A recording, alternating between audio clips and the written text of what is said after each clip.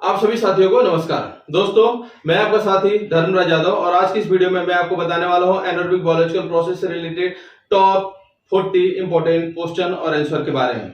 दोस्तों, ये जो वीडियो है ये कमेंट को ध्यान में रखते हुए बनाई जा रही है, क्योंकि हमारे व्यूअर्स ने कमेंट करके पूछा था कि एनारोबिक बायोलॉजिकल प्रोसेस से रिलेटेड जो कुछ इंपॉर्टेंट जो क्वेश्चन और आंसर होते हैं जो अक्सर इंटरव्यू में पूछे जाते हैं उसके बारे में आप एक वीडियो बनाइए। तो उनके कमेंट को ध्यान में रखते हुए ये वीडियो बनाई जा रही है। तो जिन भी दोस्तों को एनारोबिक बायोलॉजिकल प्रोसेस से रिलेटेड कहीं इंटरव्यू देना है या इससे रिलेटेड कुछ जानकारी चाहिए तो इस वीडियो में लास्ट तक बने रहेंगे। तो इस वीडियो में हम आपको दो पार्ट में जो क्वेश्चन और आंसर की जो सीरीज है कंप्लीट करने वाले। फर्स्ट पार्ट में हम आपको 1 से लेकर 20 क्वेश्चन के आंसर देंगे और सेकंड पार्ट में 21 से लेकर 40 जो क्वेश्चन जो होंगे उसके आंसर आपको देंगे। तो दोस्तों, इन दोनों पार्ट्स को आप देख लेते हैं तो आपका लगभग 90% जो होती है एनारोबिक बायोलॉजिकल प्रोसेस से रिलेटेड जो क्वेश्चन आंसर की जो क्वेरी होती है वो लगभग कंप्लीट हो जाती है। तो इसको आप ध्यान से देखिएगा और इस वीडियो को स्किप मत करिएगा। इसको आप स्टेप बाय स्टेप और ध्यान से सुनेंगे तो आपको काफी अच्छी जानकारी मिलने वाली है। और जो भी दोस्त इस चैनल पर नए हो, पहली बार विजिट किया हो तो प्लीज आप इस चैनल को सब्सक्राइब कर देना, बेल आइकन को एक्टिवेट कर देना और अपने फ्रेंड सर्किल में भी इस वीडियो को आप शेयर कर देना। तो आइए करते हैं वीडियो को स्टार्ट।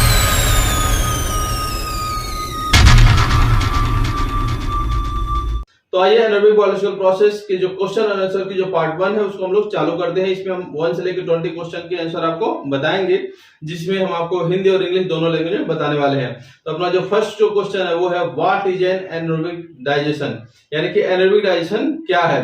इसका आंसर देखिए, anaerobic digestion is a biological process where micro organism break down organic matter in the absence of oxygen producing biogas mainly methane and carbon dioxide and digestive. यानी कि एनारोबिक डाइजेशन क्या है, एक biological process है जहां पर जो micro organism क्या करते हैं, ऑर्गेनिक मैटर को ब्रेक डाउन करते हैं, वो भी ऑक्सीजन की अनुपस्थिति में, और जो इसमें प्रोड्यूस होती है बायोगैस होती है और मेनली देखा जाए तो इसमें मेथेन और कार्बन डाइऑक्साइड प्रोड्यूस होती है। तो ये हो गया एनारोबिक डाइजेशन।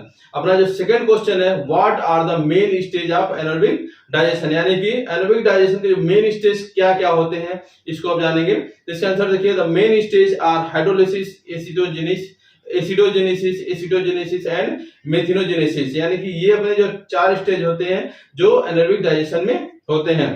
थर्ड क्वेश्चन है, व्हाट हैपेंस ड्यूरिंग हाइड्रोलिसिस, यानी हाइड्रोलिसिस के दौरान क्या होता है। इसका आंसर देखिए, during hydrolysis complex organic molecules such as carbohydrate, protein and fat are broken down into simpler monomer like sugar, amino acid and fatty acid।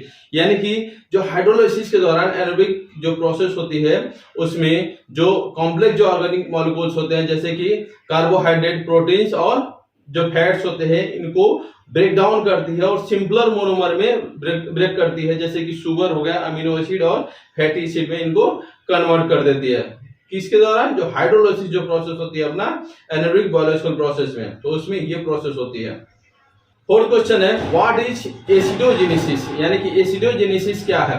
इसका आंसर देखिए, acidogenesis is the process where the product of hydrolysis are further broken down by fermentative bacteria into volatile fatty acid, alcohols, hydrogen and carbon dioxide. यानी कि जो एसिडोजेनेसिस जो process है वहां पर जो प्रोडक्ट होते हैं, जो इसमें जो हाइड्रोलिसिस का जो प्रोडक्ट होता है उसको फर्दर क्या किया जाता है, ब्रेक डाउन किया जाता है, जिसमें जो फर्मेंटेटिव बैक्टीरिया के द्वारा ये volatile fatty acid, alcohol, hydrogen और कार्बन डाइऑक्साइड में क्या करते हैं, कन्वर्ट किए जाते हैं।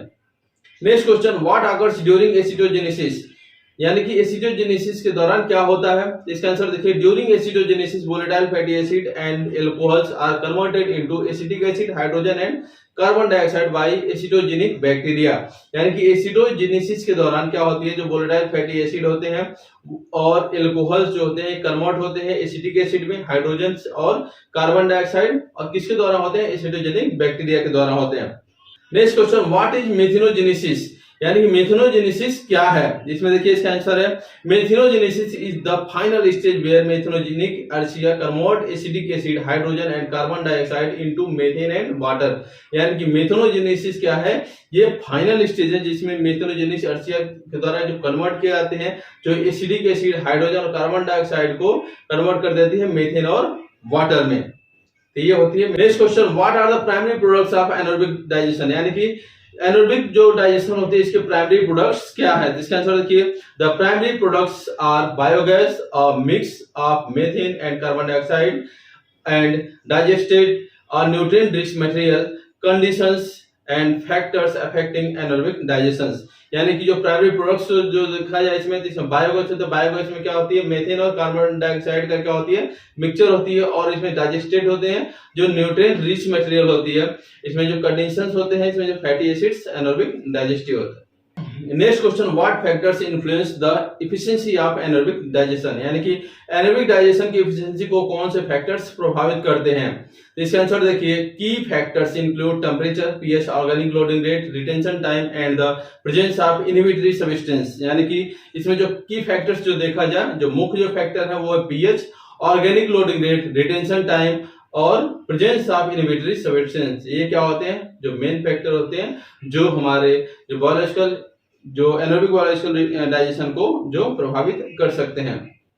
नेक्स्ट क्वेश्चन है, what is the optimal temperature range for mesophilic anaerobic digestion, यानी कि मेसोफिलिक एनारोबिक डाइजेशन के लिए जो ऑप्टिमल टेंपरेचर रेंज क्या है। इसका आंसर देखिए, the optimal temperature range for mesophilic anaerobic digestion is 30 to 40 degree centigrade, और इसको फ़ारेनहाइट में देखा जाए तो 86 to 104 डिग्री फ़ारेनहाइट।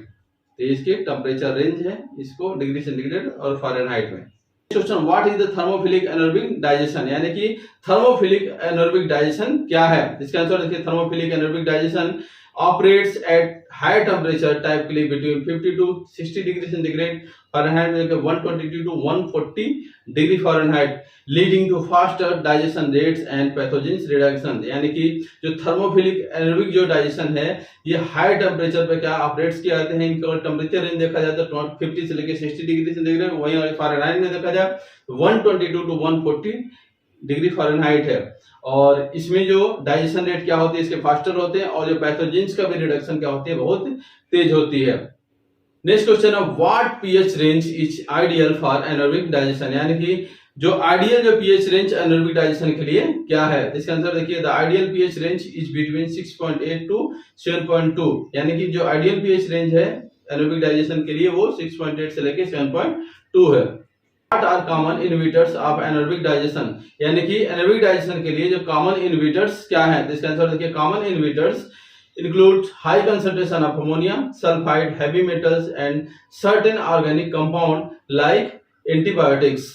यानी कि जो कॉमन इनहिबिटर्स की हम लोग बात करें तो वो है high concentration of ammonia, sulphide, heavy metals और सर्टेन ऑर्गेनिक कंपाउंड जैसे कि एंटीबायोटिक्स।